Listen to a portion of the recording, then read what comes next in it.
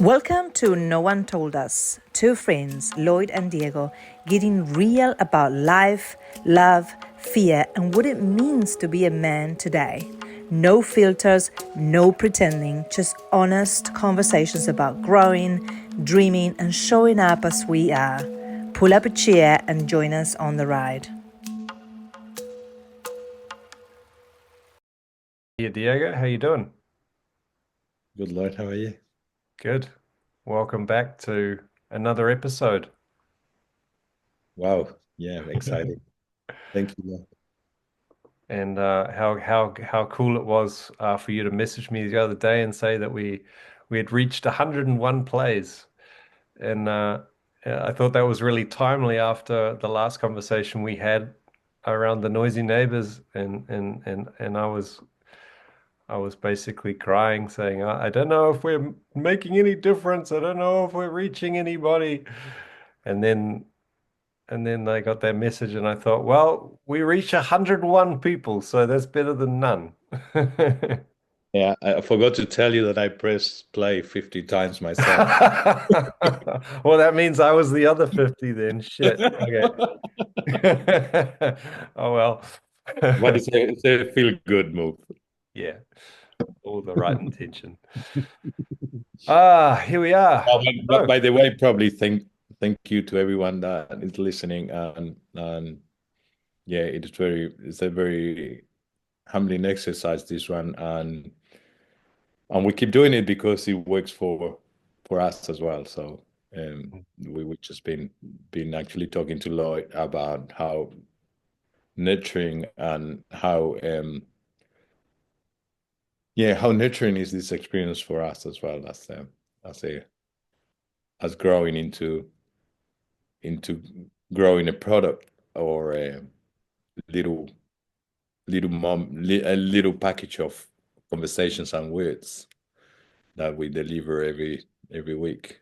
Yeah, that's so cool. I love that word nurturing.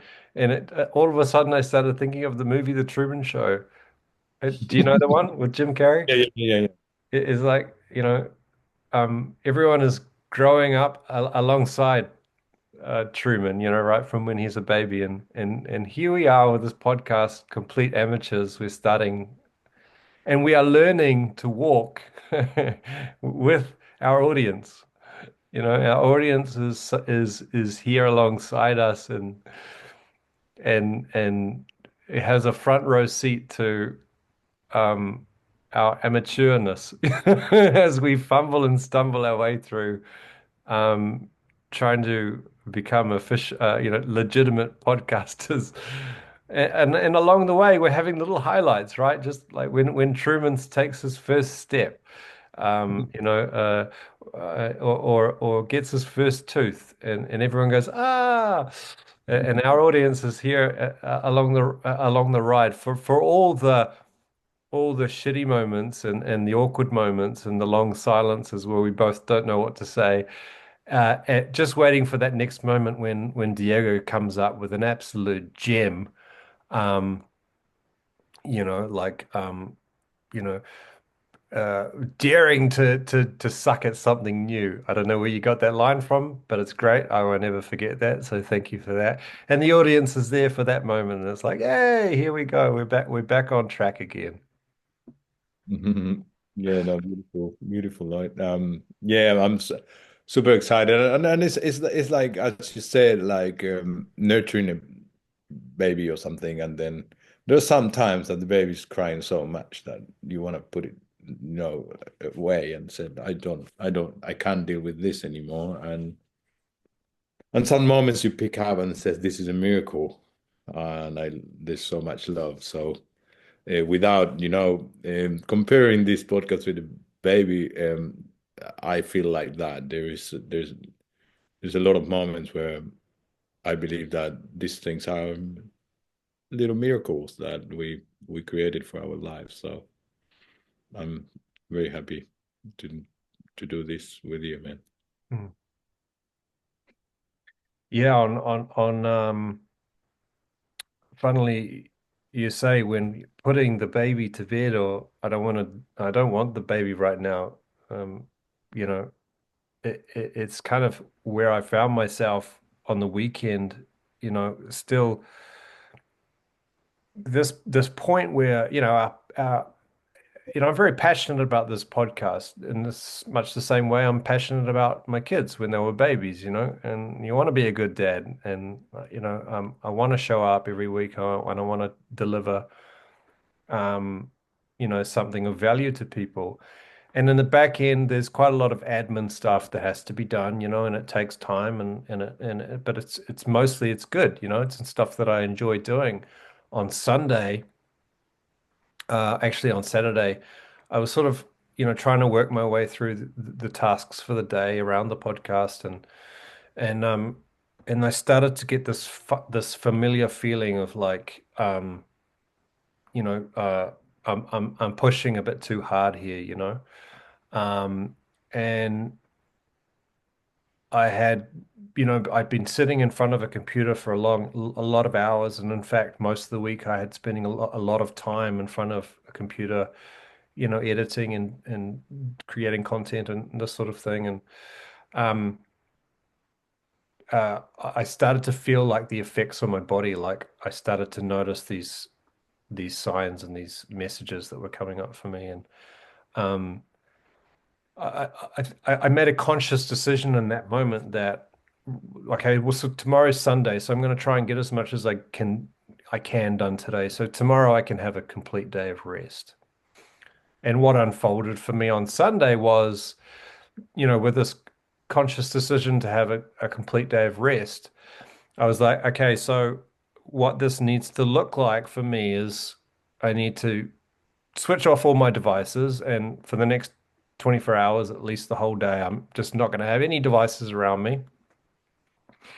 And I'm just going to kind of sit on the couch and grab a pen and a piece of paper, and I'm just going to be still and just completely kind of rest that way. And so I had my journal with me, and I was sort of sitting on the couch, but my mind wouldn't switch off. And it was really uncomfortable in that moment, you know. I was starting to feel like this sort of anxiety, and then this frustration of, oh, all these sensations started to come up for me, Um, and I was at home, so I was also looking in the garden. I was like, oh, that plant needs to be attended to, or oh, the vacuuming needs to be done, or so there was what I was noticing was a sort of resistance to being still. Mm. And then there was a judgment of that resistance. So it was kind of like I was feeling a bit, this is uncomfortable. I need to just, this urge to kind of get up and do something rather than kind of sit down in the moment. Mm. And in some ways, maybe I almost preempted that would happen because I was like, well, what would I normally do? I'd probably pick up the phone, or I'd switch on Netflix, or I'd go and do the task, distract, keep myself busy, go and finish those tasks that I think I need to finish. And then it's like intentionally with the journal, I was like, okay, so if I need to, maybe I can use my journal to write a little bit of this process and whatever's coming up for me, right? And just resist the urge to move without the process being like torturous. Just just sit with it. Do you know what I mean? Have you ever experienced that moment where you know that if you keep pushing and keep forcing yourself through whatever, if it's a long week, or it's a task that's really taking a lot of you, or your kids and all their activities, or something in your life, whatever that is, and you know that you're just really touching the maximum, you're really starting to feel the effects of that. Have It's you like ever have you it's like experienced that? the glass overflowing. You're serving water, and suddenly you get distracted, and suddenly the glass is overflowing, and then, oh, how did that happen? And Yeah, what I yeah, when, exactly. when I was listening to you when you said, well, on Saturday I stopped and I decided that Sunday we'd have nothing. So I listened that, well, that's a very radical change from full glass to nothing. And then when you were trying to be still, you were resisting the stillness, Mm, and your mind was looking for things to do and probably focusing on things that are in your mind not right, like you said the lawn, or you said the vacuuming, mm, and it's incredible how we focus on those things, because I think you got more things to choose, but the mind went to the things that didn't look right to you, or looking for things that are not right. So you can sabotage your stillness or your decision on being still. yeah.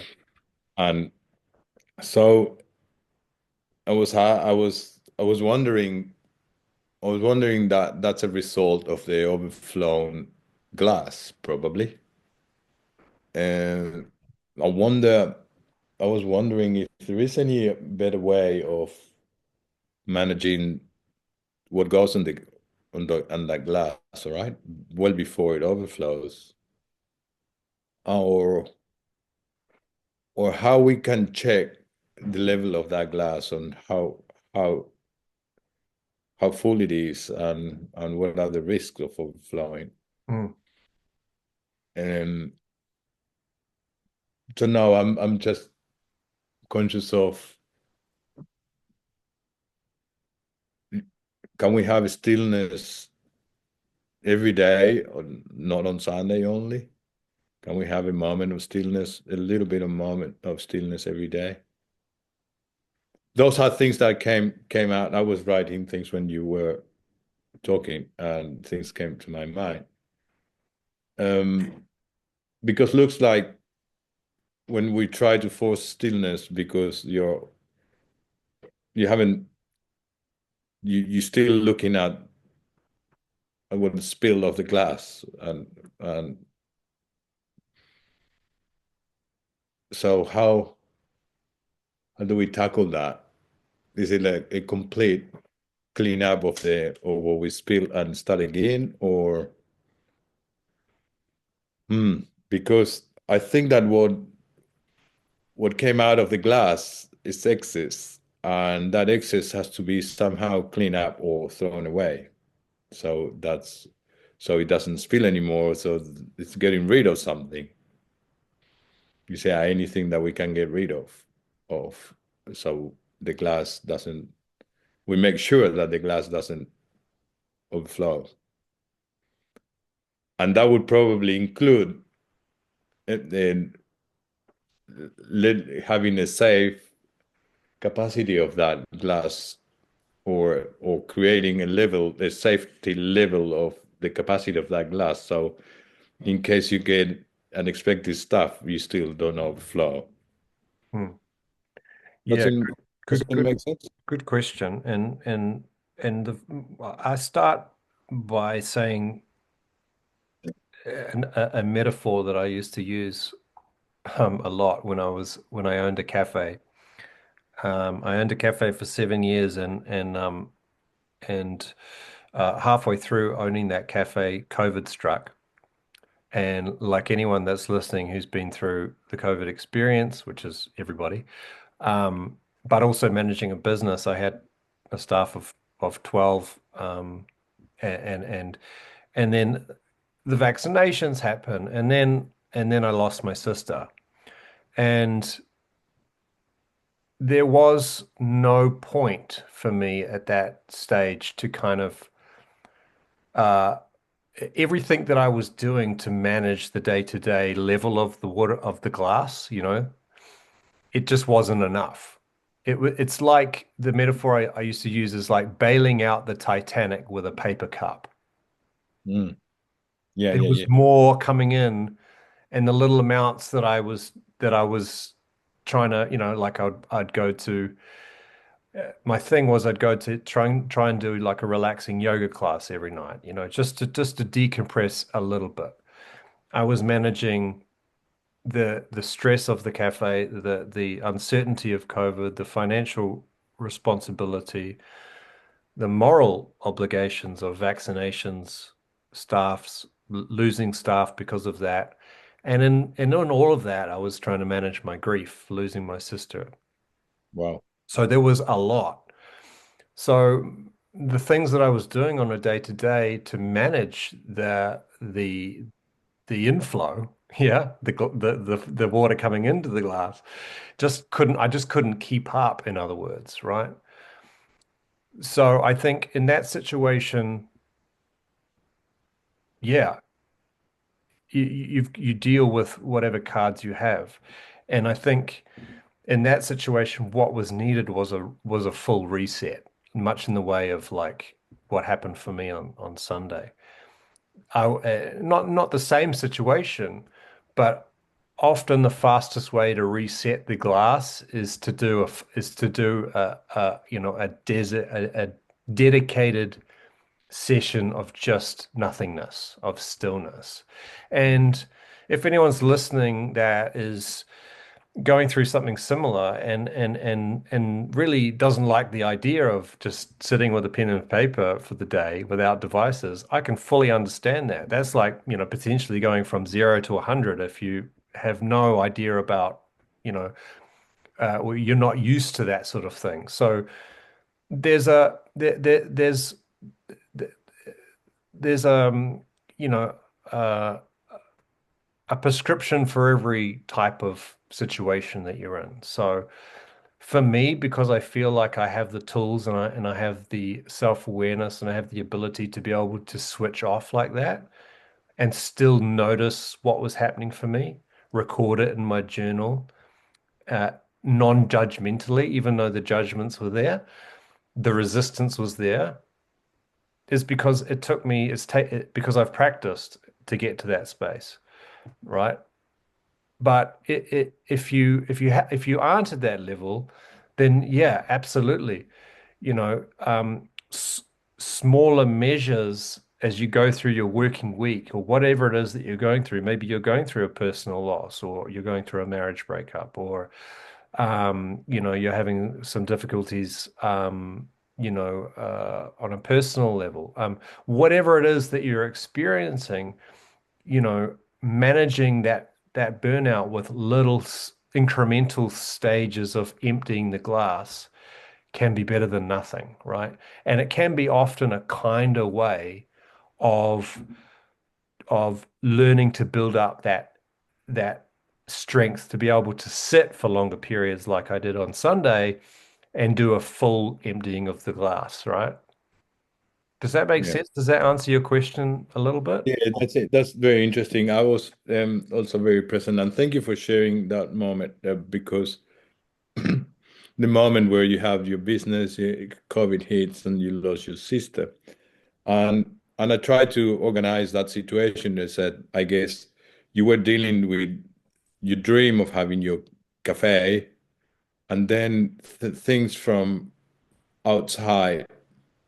So your cafe was your creation, right? And that's your creation and your dream. So you want to that to be successful. So you put all your energy on that. Mm. But then the context start changing, and then you have um, uh, things that you cannot control, which COVID, and then well, all mandates and all of that, which are things that exactly that mandates. You can't do anything about that apart from if you're in the system, you couldn't do anything about that.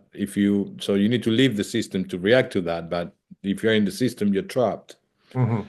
You become you become like an illegal person or someone, which it takes a lot of guts to be legal when the system is telling you something. But at that time, you were legal. You have a dream, your coffee, your coffee place. So you needed to keep up with the requirements, and then you have no activity. So you need to create you need to deal with the context, which is not what you have chosen, is what came to you. Yeah. On top of that, grief came to your life through losing your sister, which is another external factor, because you probably have nothing to do with that. It just it came that sad episode came to your life from without you having a say on that. So suddenly the glass got overflown, and you were not deciding on that. It was given to you, that situation, and you found yourself on that. Of course, you have choices on how to navigate that, but you're in that case, it's not a self-inflicted fill up of the glass. The glass suddenly, boom, it got filled by things that you needed to resolve, and emotions that you need to deal with. So in that case, if you don't have any help, or if you don't know how to find help, it's very. I would like to ask you, when you were in those situations, could you remember, or I don't want to take you that emotionally, but could you? I'd see if you can answer or not. But in what space were you? Were you in a space of injustice, in a place of completely pain and darkness, or your body started manifesting in a way? I'm just, if you share, if you don't want to share, it's fine. But just want Yeah. to understand that, because I'm not. I got situations like that, but not to that point of grief, and yeah. Yeah, it's interesting you would use the word grief. I think it was multifaceted, the grief. I think the whole planet was experiencing a grief. Mm, We were grieving the loss of a way of life literally overnight, right? yeah. And that was filtering down into, you know, every aspect of the community. And for me, being in a cafe, in a hospitality environment, it's very front facing, it's very interactive with customers, interactive with staff. The energy of the place was grieving. Like you could feel, I'm not talking about the initial stages after the first lockdown when we came back. Everyone was happy, like, we'd beat this thing. Jacinda was champion of the world. And we were like, we're past this, we were feeling on top of it. And then things started to really catch up. Um, so we were grieving that. Yeah, I was also, I guess, grieving the fact that my dream of the business was very uncertain at that point. And I think I was starting to, it was like getting a cancer diagnosis, and you start the grieving process because you know for one thing is the business will never be the same again, and we had to adapt to that. But the prevailing uh, sense or sensation or state of mind for me was pure survival. I didn't really have a lot of time to spend in emotion. And it was mostly a sympathetic nervous state. So I was just go, go, go, putting out fires, high functioning. Um, like I said, it just in a survival state, right? That part of our brain where we can, be creative and process emotions and do some of that work in the moment is not important. What's important is just sheer survival, survival of myself. I was hurting from the loss of my sister, and I was hurting on a whole another range of levels. But I had 12 souls whose lives depended on me to make decisions about how we were going to, the direction we were going to take to manage this crisis that not, everyone was experiencing. Every level there was a crisis. There were crises within households when one partner decided they didn't want to be vaccinated, another partner decided they did. People were losing jobs. It was crisis on every level. But for me, probably for a lot of people, yeah, it was full survival mode just to get through that.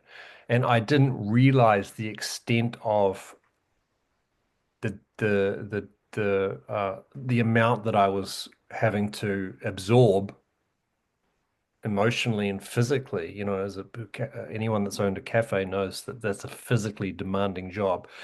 We were operating weeks to weeks with half the amount of staff because of the mandates around staying home when you were unwell. So we were constantly understaffed.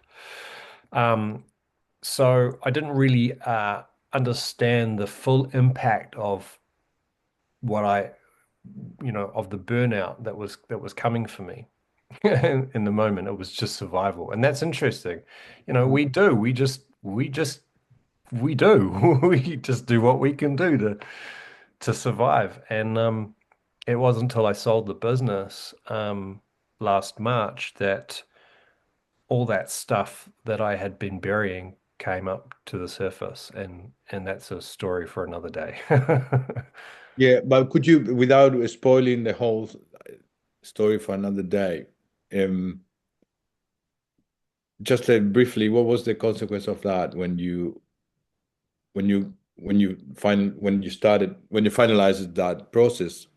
What happened to you, Lloyd? I'm just want to get a little wrap up of that, all that period of being on survival mode and being out there like the catching up with everything that you needed to tackle.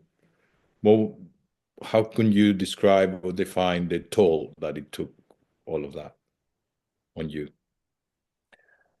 A couple of words, not. Yeah, I was exhausted mentally and physically. But I think mostly it was unprocessed emotions that needed to be processed. And um,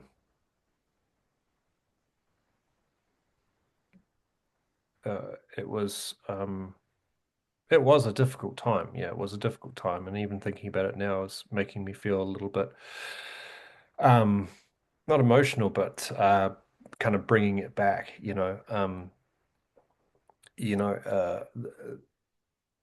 the delayed grief, I guess, was something that had to come to the surface, and it felt at times quite overwhelming, much like the glass that you know you're trying to bail out, but there's just so much coming in that and you're in survival mode, and when you stop, like I did last year when I sold the business, um, it's almost like it's there waiting for you. Um, and then It's I like, had to go.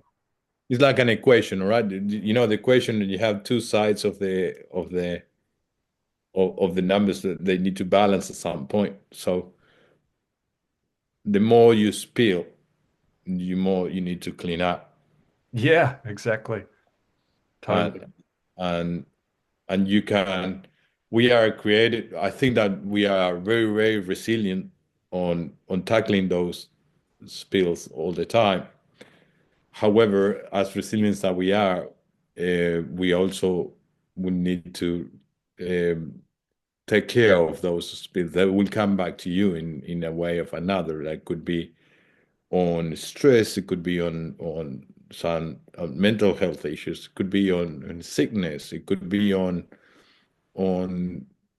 emotions, on the way you relate to the world. It could be in addictions. It could be in many, many different ways where we tackle that constant spill of the glass, all right? And that make us being constantly reacting and trying to stop fires everywhere. Yeah, I can relate to that as well. And since like three years ago, when I decided to stop many, many parts of my life, I started to realize new ways of dealing with that glass, all right? And to take it to a manageable level where, and I experienced that. Obviously, I didn't have formal work in the last 2.5. What I'm saying formal work is that contracts for 40 hours or things like that. So I managed I manage my times and manage my projects, and I manage what I accepted and what did not accept. And I always have that glass in mind, all right? Is this is the level of the glass manageable? What am I doing? Blah blah Mm. blah. And Mm. what I found is that keeping the level of that glass to under control start actually being far more productive. Mm. Things start coming out so naturally that Mm.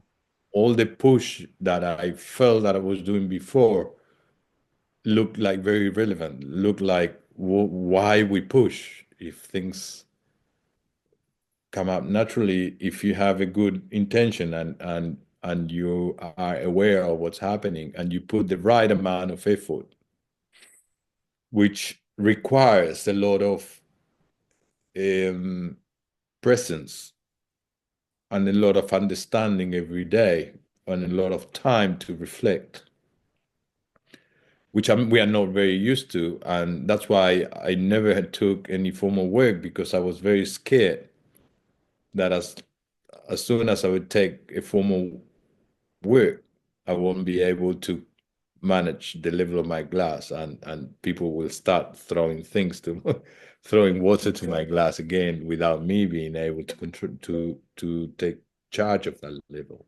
Mm. So the question here is that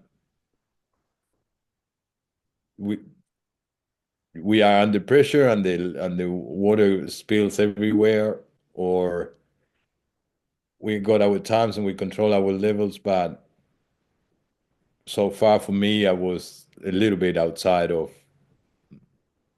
normal life, Mm. or or being able to earn money, which is probably the case why you get stressed, because you need to earn money time Yeah. most of the time. One of the um, things. Yeah, one of the things. Yeah. One of the things. And so yeah, how do we do that? I had a little practice for all of that. However, now I'm confronting myself to being in the workforce again very Mhm. soon. That's another chapter,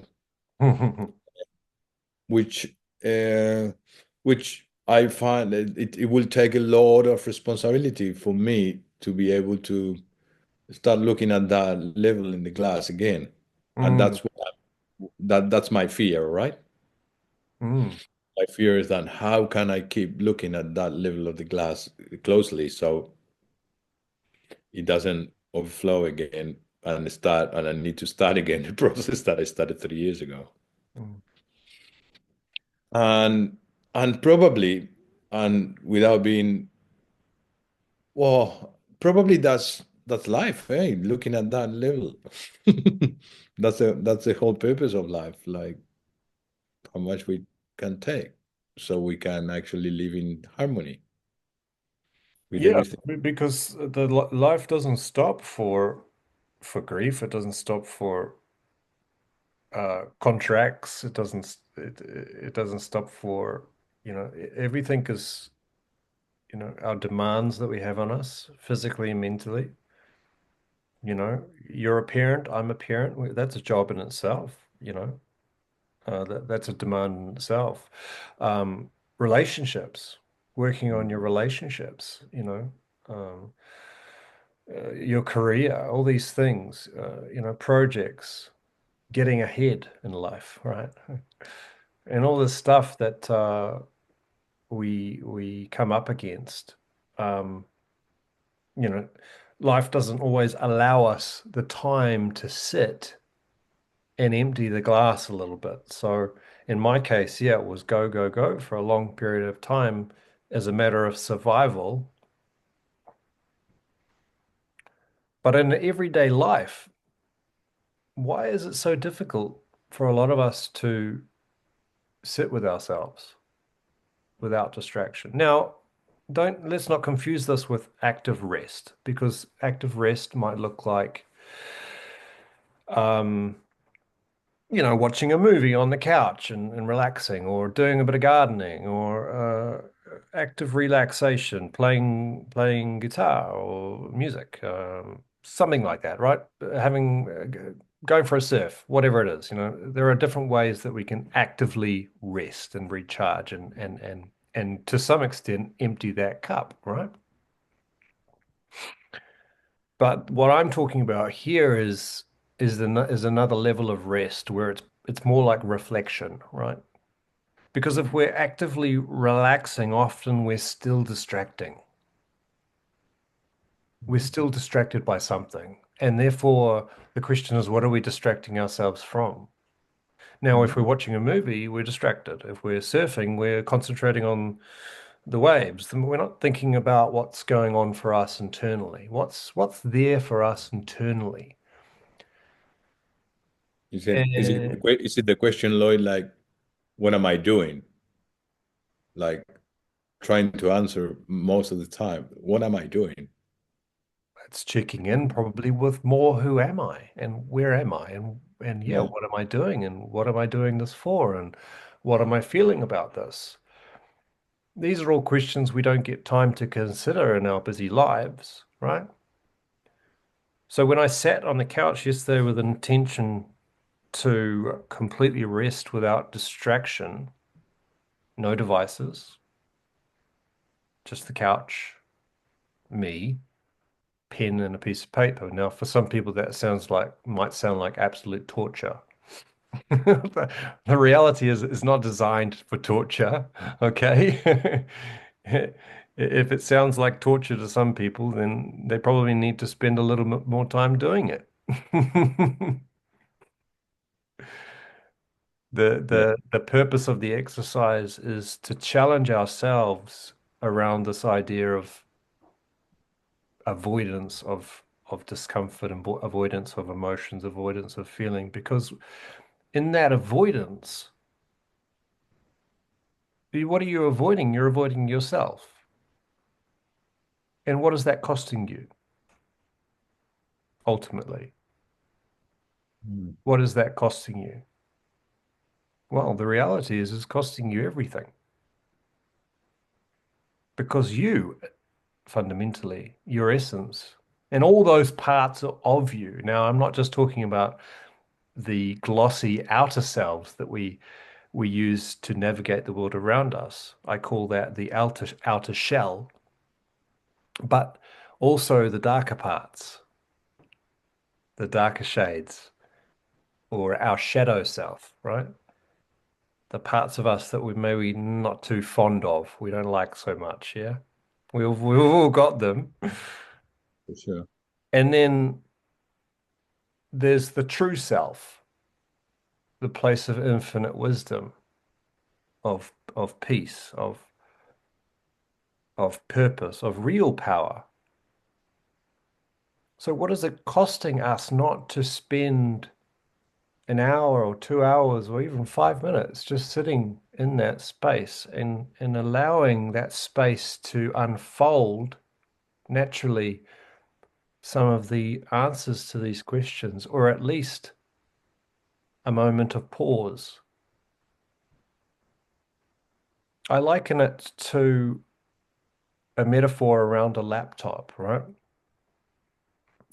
So with a laptop, and this is funny because this has been happening to my laptop recently. I hope it doesn't crash on us.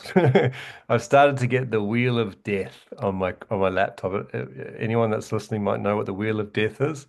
It's that wheel that goes round and round when it's loading, and you're like, "Oh, this is taking forever. This is not a good sign." The other day, my computer just switched off all of a sudden, right? It's starting to lag. It's getting a glitchy screen. So what do? I give it attention. I'm going to do a reset. I'm going to do a reboot. And this is kind of what happened for me on Sunday. I arrived on Sunday with a sense of my cup is overflowing. My day-to-day habits and routines is not enough to keep my cup to a reasonable level.